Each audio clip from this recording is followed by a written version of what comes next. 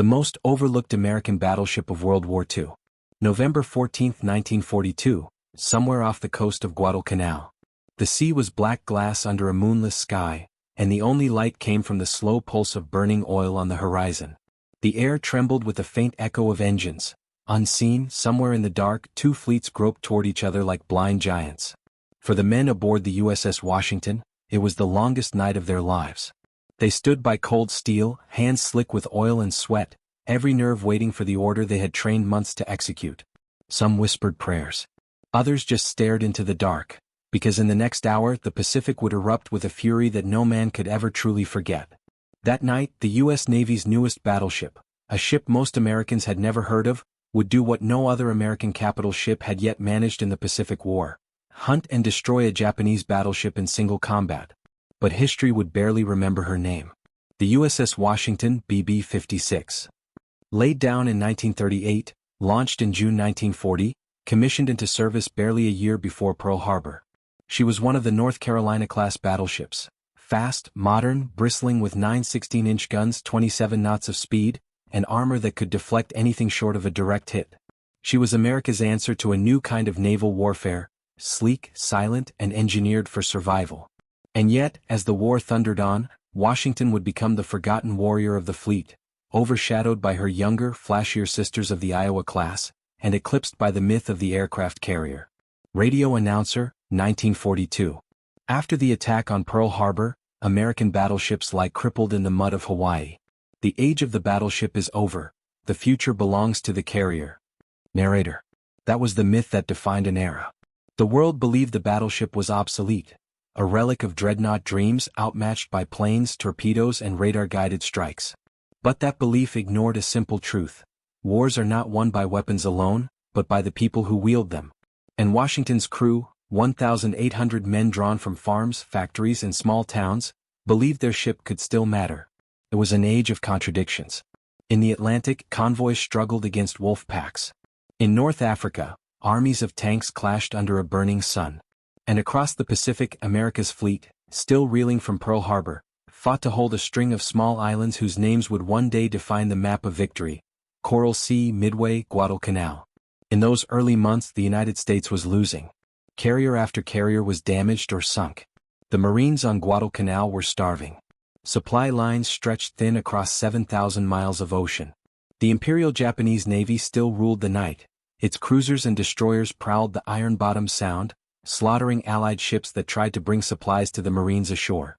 Each night, the sea glowed red from burning ships, and the survivors called it the slot, a graveyard of steel. Into that darkness steamed the Washington. She was commanded by Captain Glenn B. Davis, a quiet professional with the calm precision of a man who trusted his instruments more than luck. His task was simple, yet almost suicidal: protect the carrier Enterprise and the fragile transports feeding the Marines at Guadalcanal. On November 14, 1942, Washington and her sister ship, USS South Dakota, entered iron-bottomed Sound to intercept a Japanese force centered around the battleship Kirishima, a veteran of Pearl Harbor. The Japanese had come to finish what they started, to annihilate Henderson Field and erase the American foothold on Guadalcanal. It was supposed to be another massacre. But Washington carried something new, something unseen that night: radar-directed fire control. While Japanese ships relied on optics and instinct, Washington could see through the dark. Her Mark 8 radar could track targets up to 35 miles away, invisible to the human eye. At 2300 hours, her radar screens lit up. Dots moved across phosphorescent green. The order came down from the bridge: commence firing. 9 great barrels turned, belching flame. Each shell, 2,700 pounds of armor-piercing steel, screamed into the night at 2,500 feet per second. In less than 10 minutes, Washington found her target, Kirishima. Through darkness and chaos, her radar-guided salvos hit home, first the superstructure, then the turrets, then deep into the engine room. Within minutes, the Japanese battleship was a burning inferno. By 1 o'clock, Kirishima rolled onto her side and sank, taking more than 1,200 men with her. The Washington had fired 75 rounds of 16-inch shells and 107 rounds of 5-inch gunfire, and escaped without a single serious hit. It was the first and only time in history that a radar-equipped American battleship destroyed an enemy battleship in direct combat, and yet her victory vanished beneath the fog of war. When news reached Washington, D.C., it barely made headlines. No ticker tape parade, no dramatic radio broadcast. The newspapers were busy with Stalingrad, with Rommel, with bombers over Germany. And so, the greatest night action victory in U.S. naval history slipped quietly into the shadows. The world remembered Midway. It remembered the carriers. But it forgot the ship that, in one night, restored the Navy's honor, and proved that steel, discipline and courage could still turn the tide against impossible odds. This is the story of that ship, the most overlooked American battleship of World War II. A vessel built not for glory but for endurance. A ship that fought in two oceans, guarded convoys, faced typhoons, and fired more heavy shells in anger than any other battleship of her generation. A ship that, by every measure, should have been celebrated, yet vanished into the footnotes of history.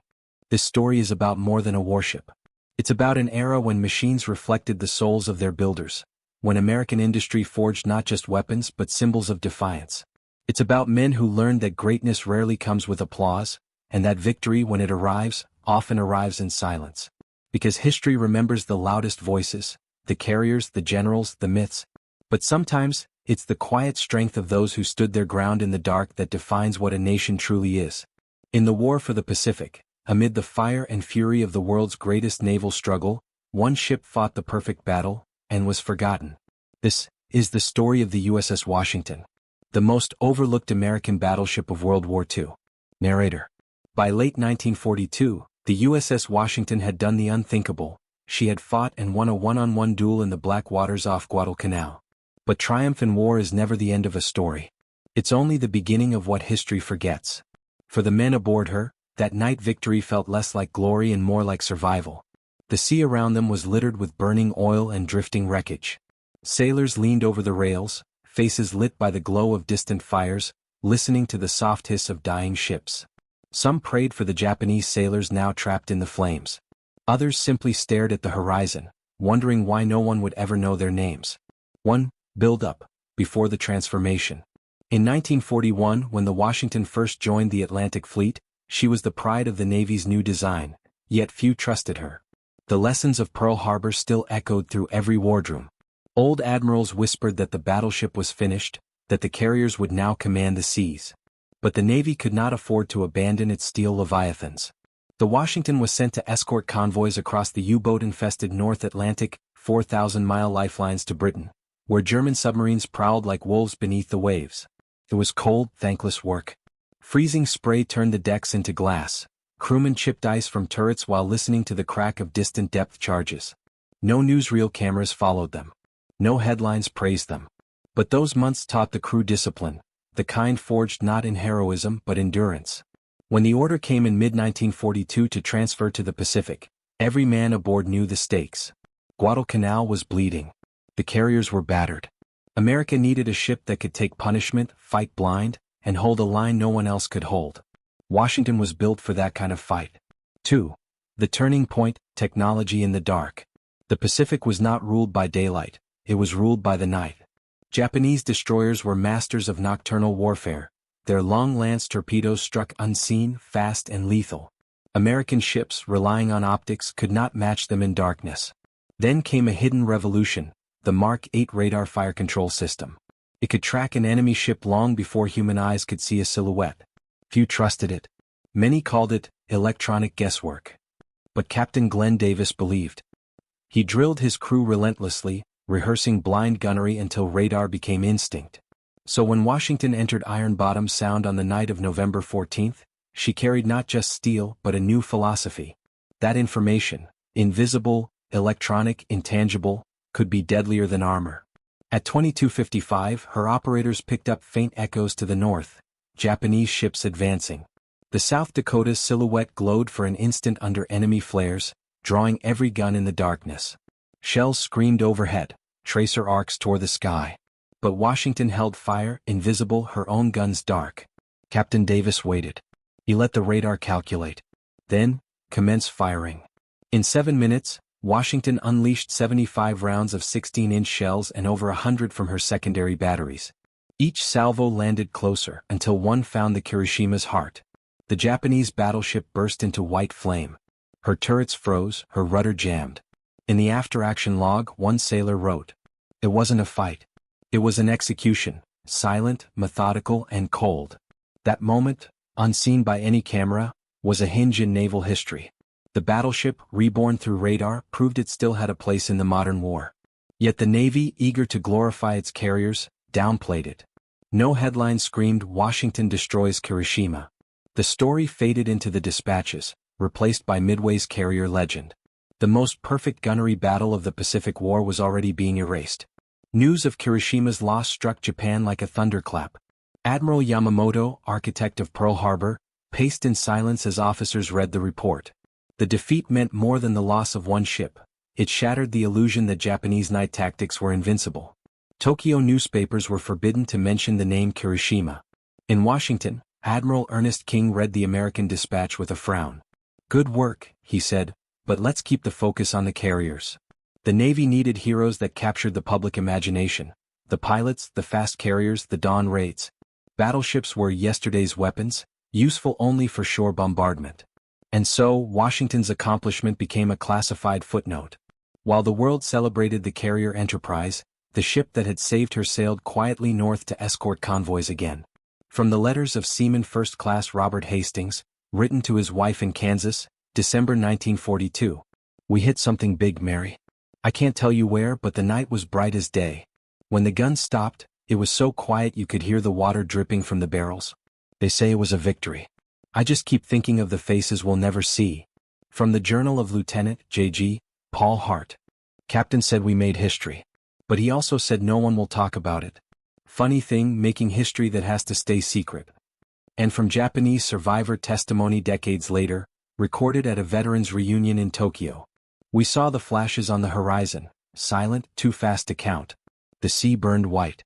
When the order came to abandon ship, we could see her, the American battleship, just a shadow, untouched. We knew then the war had changed." 5. Consequences, numbers and costs.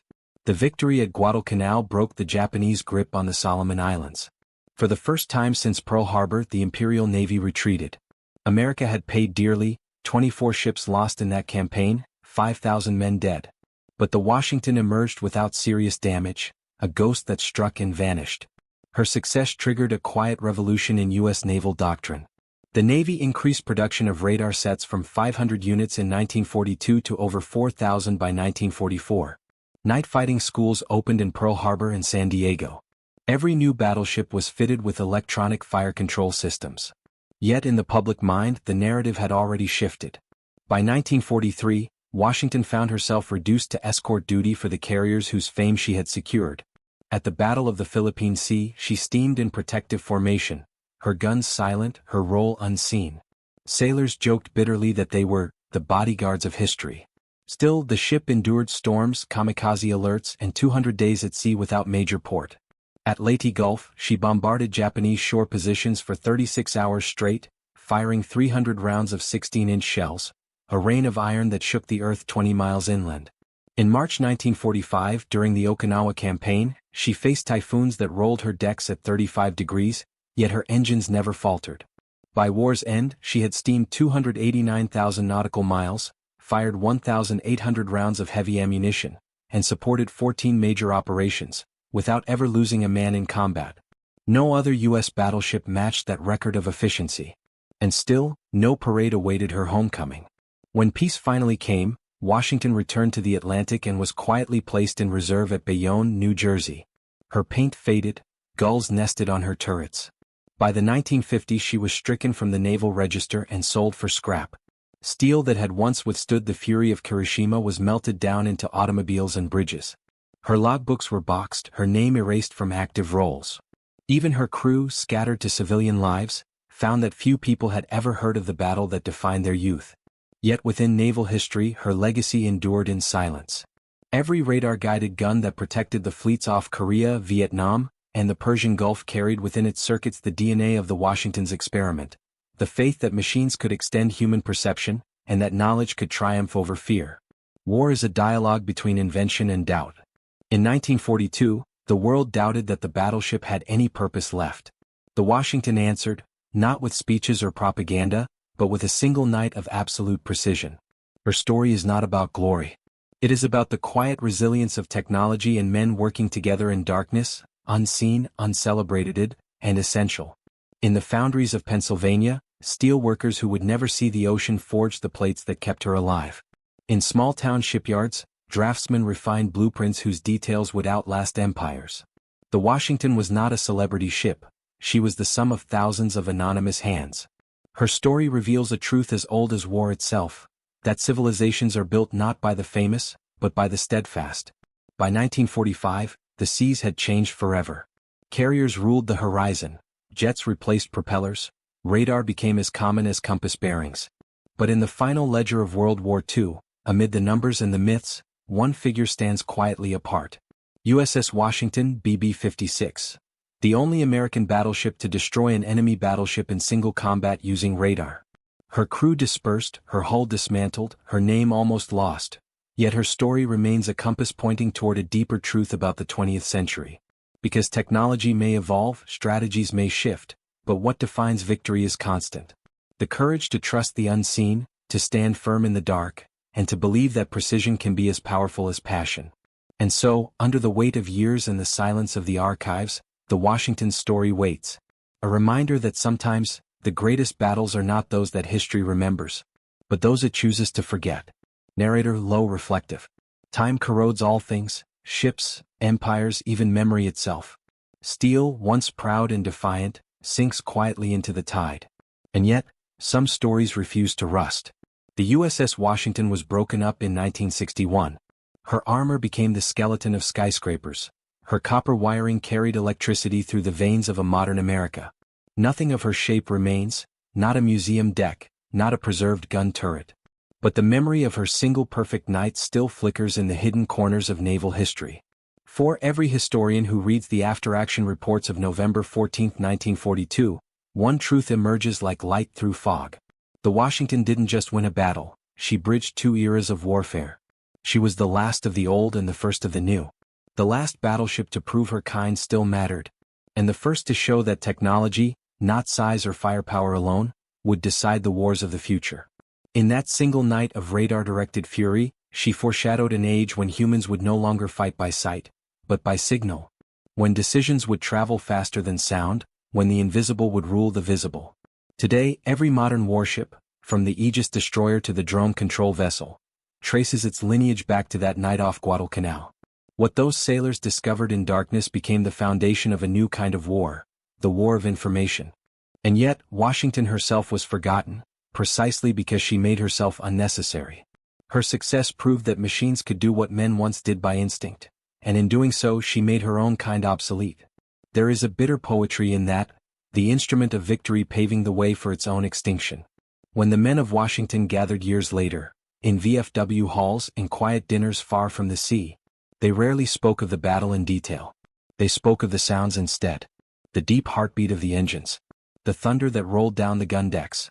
The silence afterward. They spoke of the smell of cordite and salt. Of the strange beauty of tracer fire against a starless sky. Of the instant when the ocean itself seemed to hold its breath. And they spoke, above all, of the feeling that their moment, their victory, had slipped through history's fingers. One veteran wrote, "We were there when the old Navy died and the new one was born. But we didn't realize we'd be buried with it." In the post-war years, the world turned toward the future with blinding speed. Jet engines roared. The atomic age dawned. The sea, once the stage of empires, became merely a highway for commerce. But there is something eternal in the shape of a battleship. The way its decks rise like a cathedral of steel. The way its guns stand like sentinels over the horizon.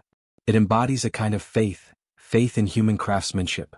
Faith and courage measured not in words but in endurance. The Washington belonged to a generation that built not for spectacle but for permanence. They expected no praise. They believed that service was its own reward, and that if they did their duty well enough, the world would move on without them. It did. But the echo of that faith remains in every sailor who trusts his instruments, in every engineer who believes that precision is a kind of truth, in every soldier who knows that real courage is not loud, it is quiet, steady, and unseen. The Washington story reminds us that history is not only written by the victors, but also forgotten by them. That progress often demands the sacrifice of memory, and that the measure of greatness is not fame, but endurance in the face of being ignored. If you dive into those waters today, you can still see the ghosts of that battle. The Kirishima rests upright on the ocean floor, her guns silent, her flag long gone. Around her lie fragments of both navies. Shell casings, twisted propellers, the bones of ships that once roared across the Pacific. No memorial marks where the Washington stood that night, she left no wreckage behind. Perhaps that is fitting. Her victory was never about destruction, it was about transformation. She entered the darkness as a battleship, she emerged as something else. A proof of concept, a prototype for the information age. History is full of ironies but few as profound as this.